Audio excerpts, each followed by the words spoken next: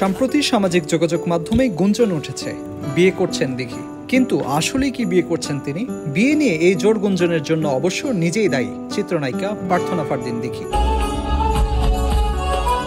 গেল সোমবার 1 জুলাই রাতে দিঘির এক ফেসবুক পোস্ট থেকেই আলোচনার সূত্রপাত। ফেসবুকে বিয়ের কার্ডে হাত রেখে নাম ঢেকে দিয়ে ছবি পোস্ট করেন এই অভিনেত্রী। কার্ডটির একটি অংশে লেহেঙ্গা পরা তার একটি ছবি দেখা গেছে। ছবিটিতে দেখা যায় দিঘির অনামিকায় শোভা পাচ্ছে এঙ্গেজমেন্ট রিং।